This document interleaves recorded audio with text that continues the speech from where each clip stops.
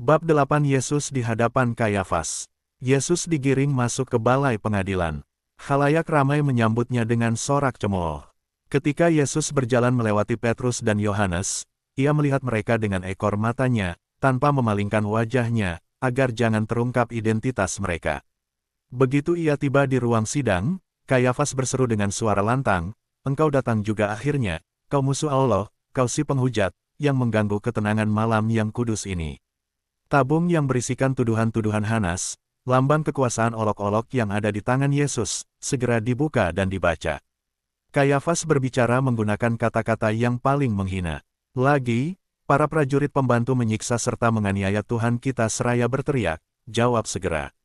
Berbicaralah, apakah kau bisu?" Kayafas, yang perangainya luar biasa congkak dan sombong, menjadi lebih murka daripada Hanas. Ia mencecarnya dengan 1001 pertanyaan. Tetapi, Yesus berdiri di hadapannya diam membisu dengan matanya memandang ke lantai. Para prajurit pembantu berusaha memaksanya berbicara dengan pukulan yang bertubi-tubi. Seorang anak yang jahat, menekankan ibu jarinya ke atas bibir Yesus, sembari mengejek menantangnya untuk menggigit. Lalu, para saksi-saksi dipanggil. Pertama adalah saksi-saksi dari kalangan terendah, yang tuduhan-tuduhannya sama kacaunya dan sama berubah-ubahnya seperti yang mereka ajukan di hadapan pengadilan Hanas. Tak satu pun dari tuduhan tersebut dapat dipergunakan oleh sidang. Sebab itu, Kayafas berpaling kepada saksi-saksi utama, yakni kaum Farisi dan kaum Saduki, yang telah berkumpul dari segala penjuru negeri. Para saksi ini berusaha berbicara dengan tenang, tetapi ekspresi wajah dan sikap mereka mengungkapkan rasa iri dan dengki yang memenuhi hati mereka.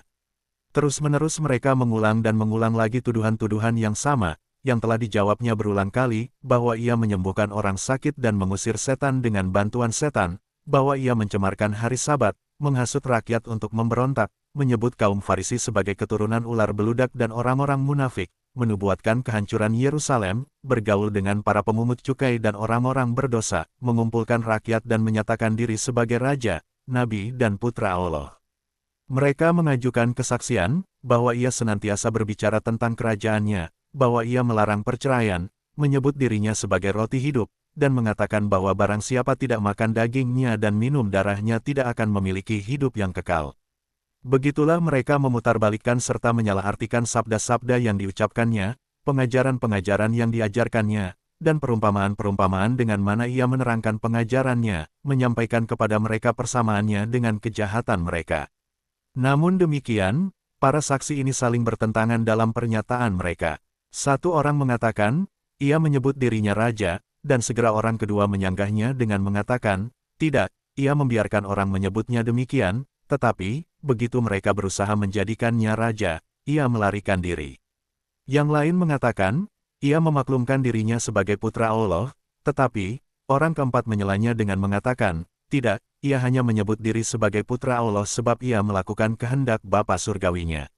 Beberapa dari para saksi mengatakan bahwa ia telah menyembuhkan mereka, tetapi penyakit mereka itu kambuh kembali dan bahwa penyembuhannya yang bohong-bohongan itu dilakukan melalui sihir.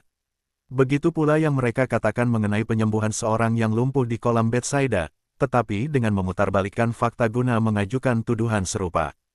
Namun, bahkan dalam tuduhan-tuduhan ini pun, mereka saling tak setuju, saling bertentangan satu sama lain. Kaum Farisi dari Seforis, dengan siapa ia pernah berdebat perihal perceraian, menuduhnya mengajarkan ajaran-ajaran sesat. Seorang pemuda Nazaret, yang pernah ditolaknya sebagai murid, juga cukup keji untuk mengajukan kesaksian melawan dia. Sesungguhnya, sama sekali mustahil membuktikan kebenaran satu tuduhan pun. Tampaknya, para saksi maju ke hadapan sidang semata-mata untuk menghina Yesus, lebih daripada membuktikan kebenaran tuduhan-tuduhan mereka. Sementara mereka saling berselisih satu sama lain, Kayafas dan beberapa anggota sidang lainnya menyibukkan diri dengan mengajukan pertanyaan-pertanyaan kepada Yesus dan membelokkan jawaban yang disampaikannya menjadi bahan olok-olok. "Keturunan raja manakah engkau? Buktikan kuasamu. Panggillah pasukan malaikat yang kau sebut-sebut di Taman Zaitun itu. Apakah yang telah kau lakukan dengan uang yang diserahkan kepadamu oleh para janda dan orang-orang tolol lainnya yang engkau tipu dengan ajaran-ajaran palsumu? Jawab segera, berbicaralah.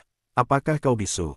Adalah jauh lebih bijaksana jika engkau tutup mulut sementara berada di antara khalayak ramai yang dungu, di sana, malahan engkau berbicara terlalu banyak. Segala pertanyaan ini disertai pukulan bertubi oleh para hamba rendahan dari para anggota pengadilan. Andai Tuhan kita tak ditopang dari atas, pastilah ia tak akan bertahan hidup karena perlakuan yang demikian.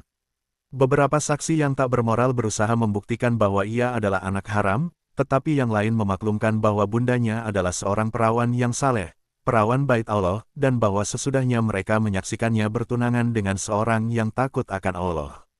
Para saksi mencela Yesus dan para muridnya karena tidak mempersembahkan kurban di Bait Allah. Memang benar bahwa aku tidak pernah melihat, baik Yesus maupun para muridnya, mempersembahkan kurban di Bait Allah, selain dari anak domba Paskah. Tetapi, Set, Yosef dan Set, Ana, semasa hidup mereka, seringkali mempersembahkan kurban atas nama kanak-kanak Yesus. Tetapi, bahkan tuduhan ini pun tampak konyol, sebab kaum Eseni tidak pernah mempersembahkan kurban, dan tak seorang pun beranggapan mereka bukan orang-orang baik karena tidak melakukannya. Para musuh Yesus masih terus menuduhnya sebagai seorang tukang sihir, dan Kayafas pun beberapa kali menegaskan bahwa keruwetan dalam pertanyaan-pertanyaan para saksi ini semata-mata disebabkan oleh ilmu sihir. Beberapa orang menuduhnya makan anak domba Paskah sehari sebelum yang ditetapkan, karenanya bertentangan dengan hukum, dan bahwa tahun sebelumnya ia mengadakan perubahan-perubahan dalam tata cara upacara Paskah. Tetapi para saksi saling berselisih pendapat satu sama lain sampai ke tahap yang begitu rupa, hingga Kayafas dan para pengikutnya mendapati, dengan sangat mendongkol dan geram, bahwa tak satu tuduhan pun dapat sungguh dibuktikan. Nikodemus dan Yusuf dari Arimatea dipanggil dan diperintahkan untuk menjelaskan bagaimana mungkin mereka membiarkannya makan anak domba Paskah pada hari yang tidak sesuai dengan yang ditetapkan, di salah satu ruangan milik mereka.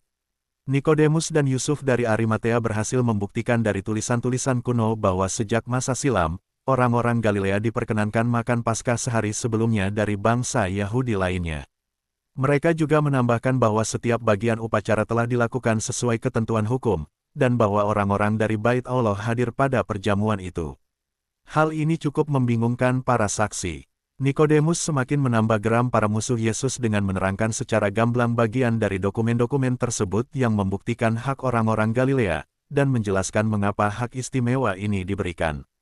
Maksudnya begini, segala kurban tidak akan mungkin terselesaikan hingga hari Sabat jika sedemikian banyak orang yang berkumpul bersama untuk merayakan Paskah, seluruhnya diwajibkan untuk menyelenggarakan upacara pada hari yang sama, dan meskipun orang-orang Galilea tidak senantiasa mempergunakan hak istimewa ini, namun adanya ketentuan tersebut dapat dibuktikan secara meyakinkan oleh Nikodemus.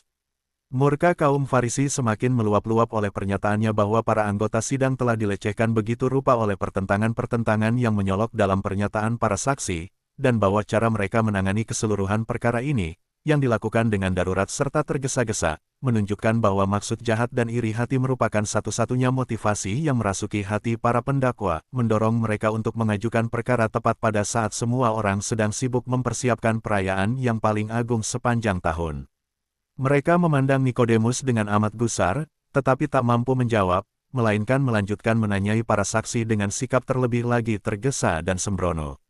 Akhirnya, tampil dua saksi yang mengatakan, orang ini mengatakan, petik terbalik aku akan merobohkan Bait Allah ini yang dibuat oleh tangan manusia, dan dalam 3 hari aku akan mendirikan yang lain, yang bukan buatan tangan manusia. Tetapi, bahkan kesaksian ini pun menimbulkan pertentangan pendapat di antara para saksi, sebab seorang mengatakan bahwa si tertuduh hendak mendirikan suatu Bait Allah yang baru, dan bahwa ia makan perjamuan Paskah di suatu tempat yang tak lazim, sebab ia menghendaki robohnya Bait Allah yang lama. Tetapi, yang lain lagi mengatakan, bukan begitu, rumah di mana ia makan perjamuan Paskah dibangun oleh tangan-tangan manusia, karenanya pastilah bukan itu yang ia maksudkan. Geram dan murka Kayafas tak terlukiskan, sebab perlakuan keji yang diderita Yesus, kesabaran ilahinya yang sungguh mengagumkan, dan saling pertentangan di antara para saksi, sudah mulai membangkitkan kesan mendalam pada banyak orang yang hadir.